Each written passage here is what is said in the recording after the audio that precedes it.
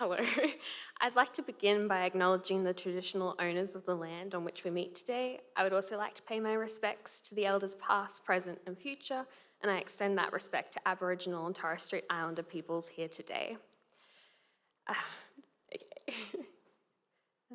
Just getting the PowerPoint. Okay. I'm sure all of us here today are no stranger to George R.R. Martin's quote, "A reader lives 1,000 lives before he dies. The man who never reads lives only one." I see this quote all the time as these words are engraved on the back wall of my home library. The idea of eternal life as a possibility open to avid readers is, of course, a fundamentally exciting one, but it got me thinking whether there was a way to reframe what it was saying. Could we consider these words instead to be a reflection upon our capacity for empathy? The person who reads many books lives many lives different to their own. The person who reads many books also sees that in many worlds there is someone like them over and over again.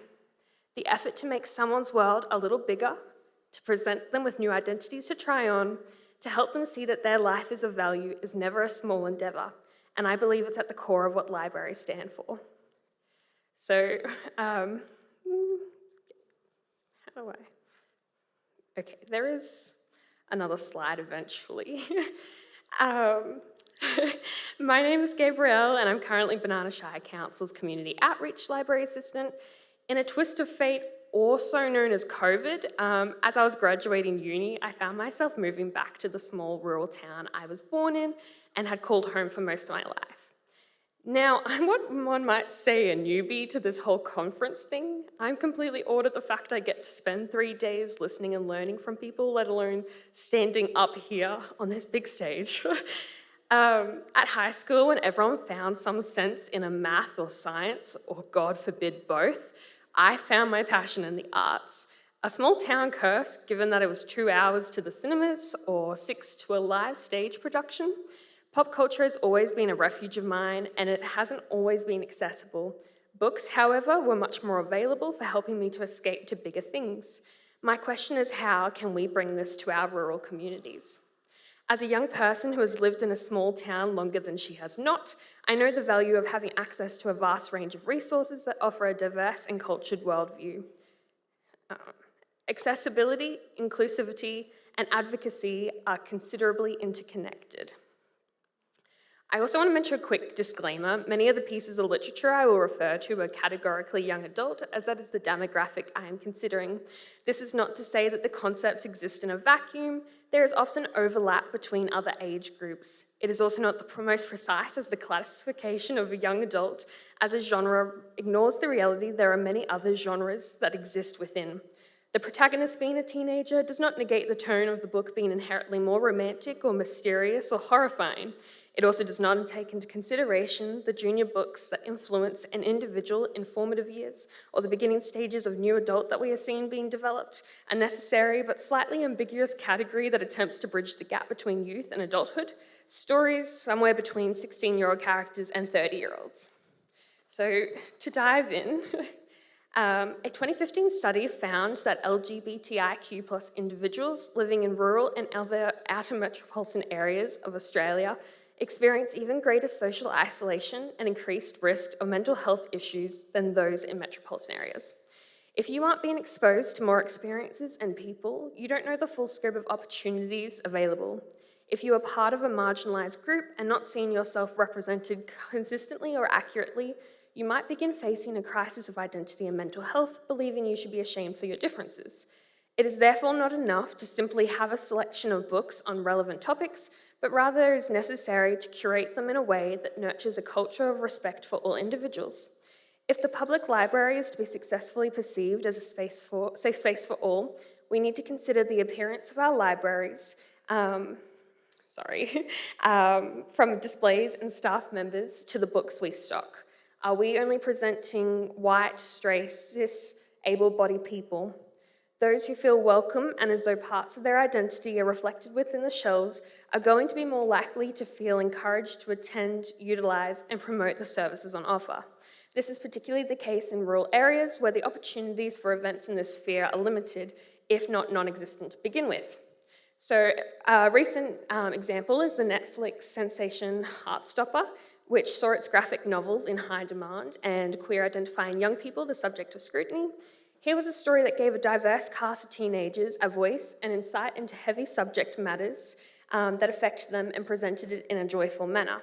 At a London Pride event this year, actress Yasmin Finney spoke of her casting as Elle, a black transgender girl, and how impactful having that representation is. While thanking the audience, she said, "I hope that, well, of course the industry is changing because I'm here. I'm here." Displaying a book such as Heartstopper in a public library is not as simple as recommending a popular series. It is non-verbally stating, "I see you," to someone who might really need that, and it is helping someone else to see them too. As Gabrielle Wang, current Australian Children's Laureate, summarises, the arts offer an invaluable platform to teach that all-important human ability to share in the feelings of others. The goal of representation should always be to reflect an accurate, authentic, and genuine lived experience.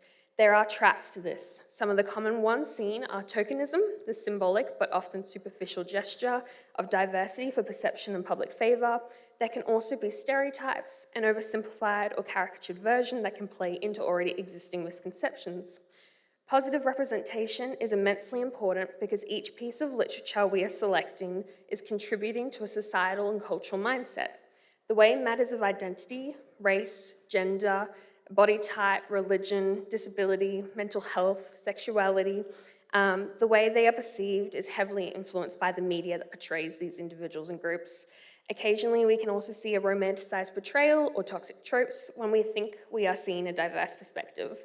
This is especially dangerous for young people in their formative, uncertain years, even more so for those in rural towns with the risk of isolation being greater. Teenagers are intelligent and deeply feeling people, and we should trust them to be able to interact with a piece of literature in this way and for them to have access to it. This is something we need to be mindful of and unbiased when purchasing library resources. If we are to create safe spaces, we must first know what makes them safe. One of the strengths of the public library model is the capacity to host events that promote and include a diverse range of people. An example of this in action for our littler people is the recent Banana Shire Council's main library branch, hosting a multicultural storytime in the park for families with children up to 5 years old every Wednesday of June.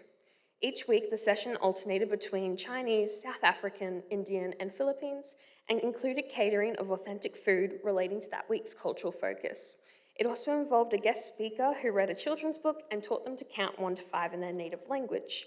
This sort of event expands on a library's ability to reach people and improve the quality of the information services that could be available. It demonstrates how multicultural a small Australian town is. It is inclusive, but most of all, it advocates for people to see different cultures at the forefront of our narratives. It also provides opportunity to introduce more people to the public system, where our first 5 forever sessions, free resources, and quiet areas are on offer. Evidence suggests that early and consistent literacy experiences of a high quality are critical for children's communication and social development. It is important to consider how materials reflect a change in society and demographic, and how these early introductions transition into older groups. Furthermore, the effort to make reading, learning, and critical analysis skills more accessible can also be seen as an active attempt to include a bigger percentage of the public by making accommodations and expanding worldview. This is where we can advocate for audiobooks, graphic novels, free resources, story times, home library deliveries, and varied cataloguing opportunities.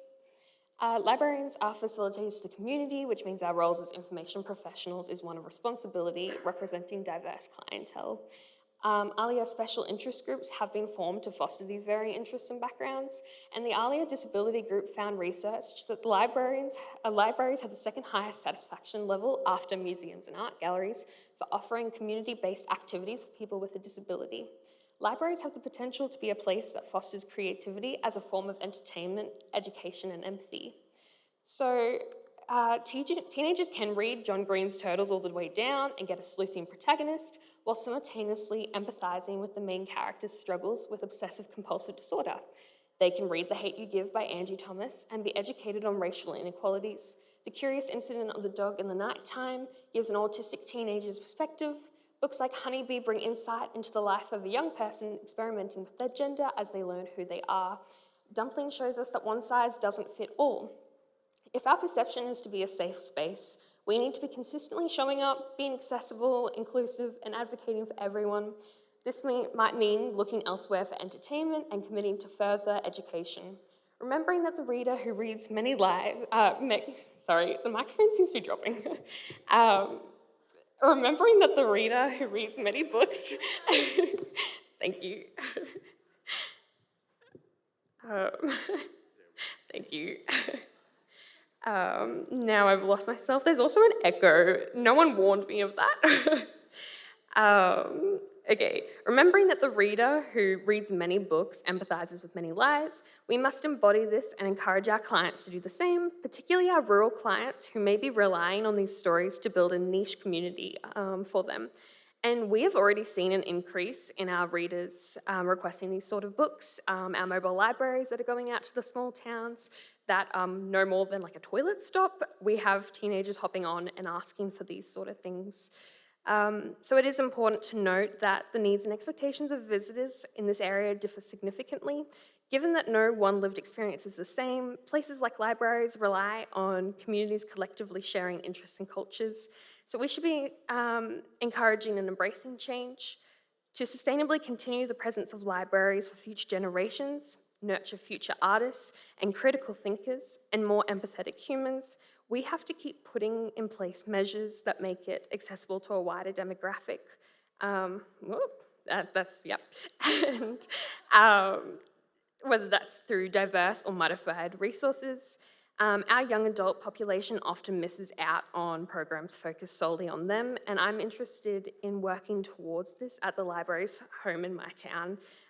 So I'm very excited by the potential. I have so much to learn and experience, all while reading as much as I can by introducing people with lives similar and different to my own. Thank you.